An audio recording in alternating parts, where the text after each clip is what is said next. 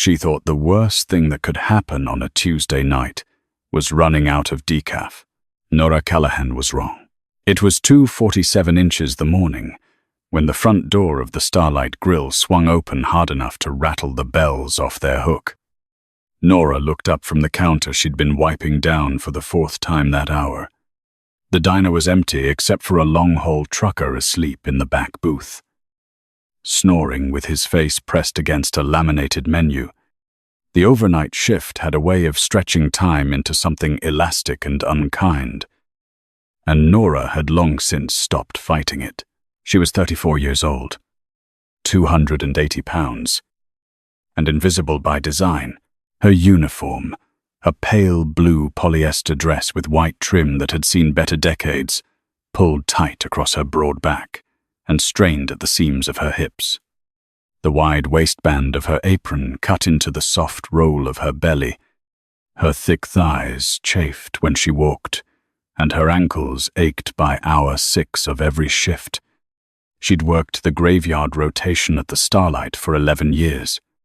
She knew every crack in the Formica countertop, every rattle in the exhaust fan above the grill, every hour of silence that stretched between 3 a.m. and the first pale grey bruise of dawn. She also knew how to disappear inside a room full of people who had already decided she wasn't worth looking at. But the man in the doorway was not looking past her. He was drenched from the downpour outside. His dark charcoal wool overcoat soaked through and plastered to shoulders that were impossibly broad. His left hand was pressed hard against his ribs, and between his fingers, dark blood welled steadily, dripping in a slow, rhythmic line onto the black and white checkered floor. His face was angular and brutal, strong jaw, dark with stubble, cheekbones cut like the prow of a ship, eyes the color of deep water in winter.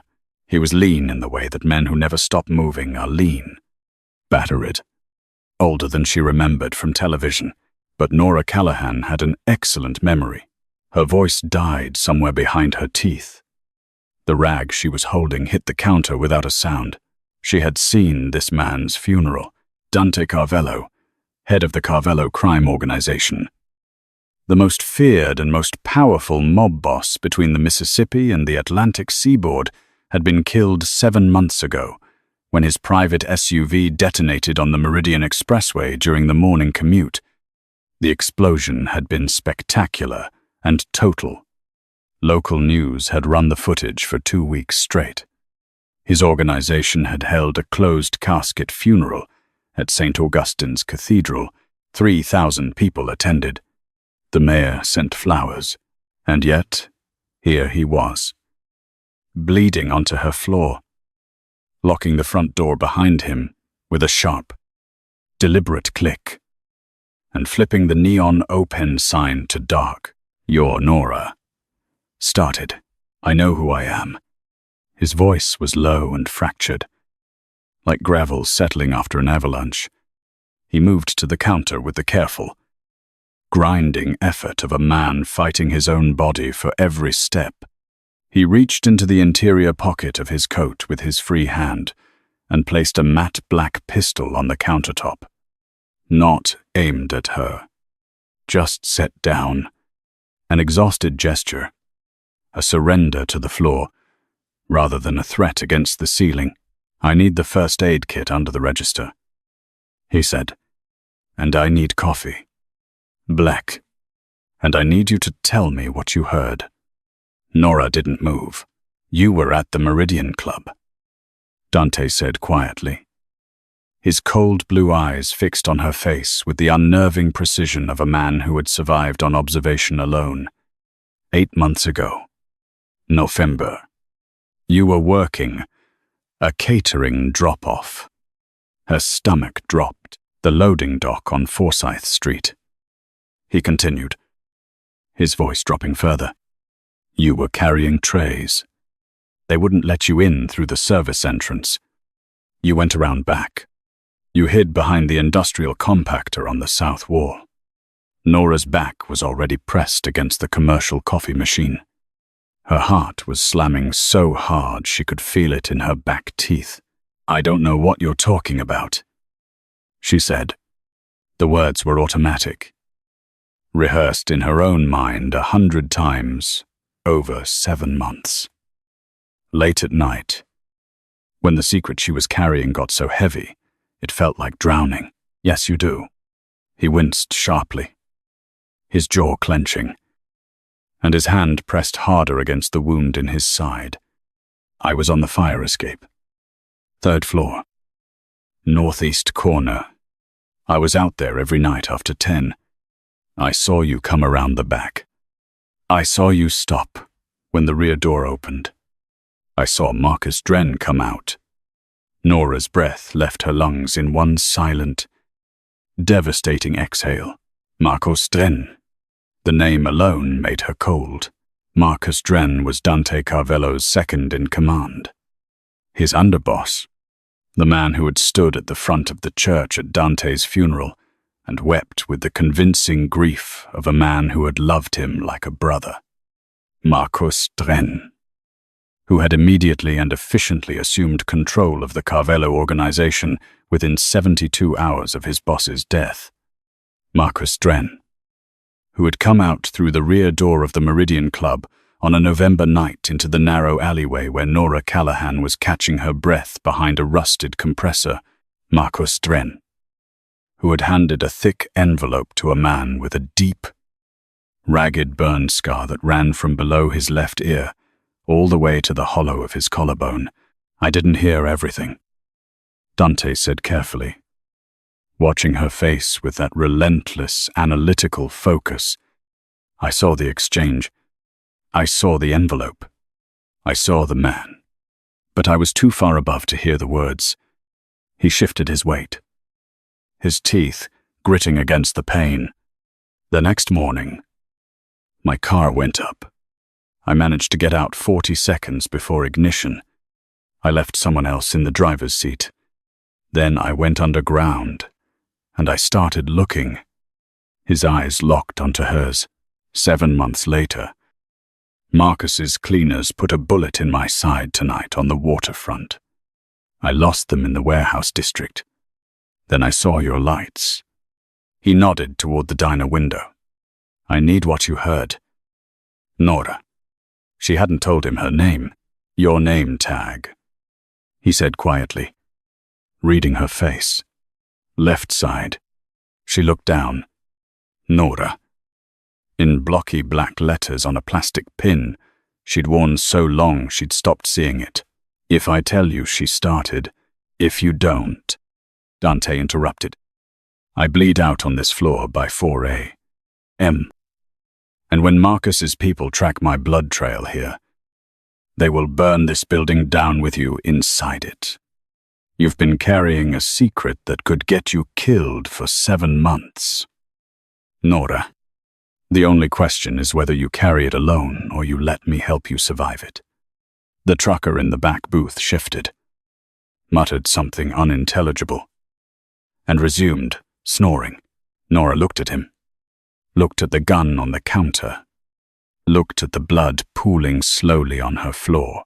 She made the decision in the same quiet, unhurried way. She made every decision that mattered in her life. She reached under the register and pulled out the heavy-duty first aid kit, the industrial one she'd stocked herself after a cook lost the tip of his finger on the mandolin slicer 2 summers ago. She set it on the counter without ceremony. Then she unhooked her apron and pressed it firmly against his side. He inhaled sharply through his nose. "My car is in the employee lot off the alley," Nora said, her voice shaking slightly but clear. "Lou has 4 cameras, and they all feed to a DVR under the back office desk. I know the passcode. I've covered for the cooks enough times to know how to wipe footage." She met his eyes. "But we have to move right now." For the first time, Dante Carvello's expression shifted. The brutal, guarded calculation softened by a fraction. something almost like relief or recognition. "All right," he said. "Lead the way." The drive took 19 minutes through rain-slicked streets that reflected the city's neon in long, wobbly smears of color. Nora drove a 2014 Nissan Sentra with a cracked front bumper, one busted side mirror held in place with zip ties, and an air freshener shaped like a pine tree that had long since stopped smelling like anything. Dante Carvello sat in the passenger seat. 6 feet, 2 inches of dangerous, bleeding crime, Lord folded into a compact space that smelled faintly of old coffee and the cherry chapstick she'd left in the cup holder. She was acutely, uncomfortably aware of how much space she took up in the driver's seat. "Don't," Dante said without looking at her. She kept her eyes on the road. "Don't. What? Whatever you're doing right now. That thing women do when they think they're taking up too much room." He shifted, pressing the apron harder against his side. "You're not." Nora didn't answer. She turned left onto Oleander Street and drove the remaining 6 blocks to her apartment building, without speaking. The building was a 5-story brick walk-up on the north side. The kind that had been built in 1952 and never substantially improved. Her apartment was on the 4th floor. Getting a bleeding mob boss up 3 flights of stairs without waking her neighbor, Mrs. Petrakis, who slept like a cat and heard like a bat, was a logistical problem that required silence and patience, and Nora's considerable talent for moving quietly through spaces where she was not supposed to exist. She managed it. Inside, she sat him at her kitchen table under the overhead light and opened the first aid kit with the efficient, unsentimental focus of someone who had been cleaning up other people's messes her entire adult life. The wound was a through and through. The bullet had entered clean just below his left ribs and exited without nicking anything vital. Or so she judged by the fact that he was still conscious and lucid and arguing with her about the angle of the bandage. "Hold still," she said flatly. "I am holding still." "You're not." "Hold still." He held still. His jaw was tight, and his hands were pressed flat on the table surface, and he stared at the wall while she worked. After a moment, quietly, "Tell me what Dren said." So she told him. She had been behind the compressor for almost 4 minutes before the door opened. She had been terrified they would hear her breathing. The man with the burn scar had come out first. Then Marcus Dren, in his cashmere coat and polished shoes, looking over both shoulders before he spoke. "He takes the Meridian North entrance every morning at 7:45. The package is in the wheel well of the grey Suburban, in the parking structure on level D. Remote detonator. Don't wait for confirmation. The moment the engine turns over, you trigger it." The man with the scar had pocketed the envelope and said only, "And the body," Marcus had smiled. "Whatever's left will be enough." By the time she finished, Dante's face had gone completely still. "Marcus," he said. "Not a question. Not surprise. Something older and colder than either. He's been planning it since before my father died. He wanted the chair. He's always wanted the chair." He looked at his hands on the table. "And you held on to this for 7 months." "Who was I going to tell?" Nora said quietly. "Detective Rourke from the 9th Precinct eats breakfast at the Starlight every Thursday morning. Last February, I watched Marcus Dren slide him an envelope right at table 7. Your organization and the city police department have a very comfortable relationship." Dante looked at her for a long moment. "You pay attention. People don't notice me," she said. It came out flat, without bitterness. The way you say a thing you have long since made peace with. They talk in front of me like I'm part of the furniture. I noticed you. He said, November. You were the only person in that alley who looked like they were carrying something heavy that had nothing to do with the trays. She gave him her couch and her extra blanket. She slept 4 hours and woke at 8 to find him at her kitchen table with a legal pad covered in neat, precise handwriting over the next 2 days. They built a plan. It had 3 components. The first, locate the man with the burned scar. His name, Dante told her, was likely Rourke Sims, a freelance demolitions contractor who had done work for 3 different crime organizations in the past decade, and who had a known habit of frequenting late-night diners on the south end of the city. Nora listened. Then she said, he comes into the Starlight every Thursday at 5 a.m. He orders the full breakfast plate, eggs over hard, sausage, wheat toast, and he tips exactly 11%. Always cash. Dante stared at her. It's Thursday tomorrow. She added, the second component, secure the remaining loyal captains within the Carvello organization who had grown openly hostile to Marcus Dren's new leadership style. His recklessness, his willingness to break long-established agreements, his appetite for violence that generated attention instead of profit. Dante made 4 phone calls from a burner phone Nora had purchased at a drugstore 3 blocks away. 2 captains answered. 1 wept. The 4th said only, I knew you weren't dead. Tell me where. The 3rd, Marcus Dren, was hosting the annual sitting of the 5 families at the Meridian Club the following Saturday night to formally consolidate his position as the head of the Carvello organization. He would be surrounded by every power broker in the regional criminal network. He would be at the peak of his unchallenged authority. It was the worst possible time to confront him. It was the only time that mattered. Thursday morning came in grey and dripping. Nora drove to the Starlight alone. She tied on her apron. She brewed the first pot of the day. She smiled at the cook, deflected the shift manager's complaint about the schedule, and refilled the napkin dispensers at every booth with the unhurried efficiency of a woman who had nowhere else to be.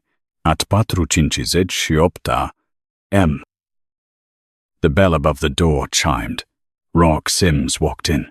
He was not a large man, compact, with a watchful, coiled quality. The kind of stillness that isn't peace but containment. The burn scar ran from behind his left ear to the hollow of his throat. Thick and roped and impossible to miss.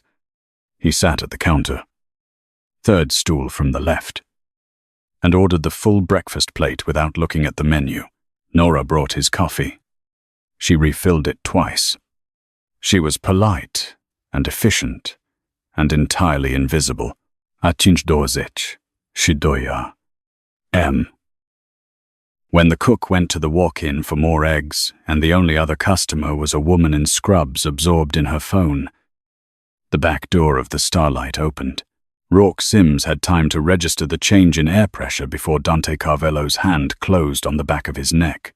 What happened next took 11 minutes. Nora sat behind the counter and watched the door to the kitchen and kept her hand near the phone she didn't use. When the kitchen door opened again, Dante walked out and set a small digital recorder on the counter in front of her. He confirmed everything.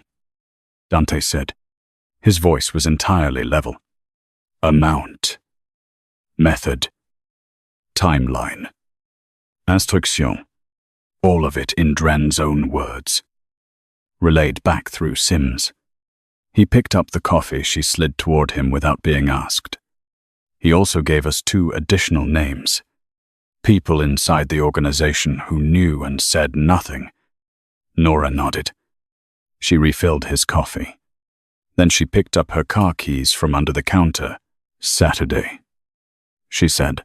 Saturday. He agreed. The night of the sitting was cold and clear. The first dry night in 2 weeks. The Meridian Club blazed with light from every window. Black SUVs lined the street 4 deep. Men in dark coats stood at every entry point, hands loose at their sides, eyes moving. Nora pulled into the alley behind the service entrance and cut the engine. Dante sat in the passenger seat in a fresh charcoal suit procured that afternoon through channels Nora had decided not to ask about, and checked the clip of his gun with the calm, focused attention of a man completing a routine task. "Stay in the car," he said. "Doors locked. Engine ready.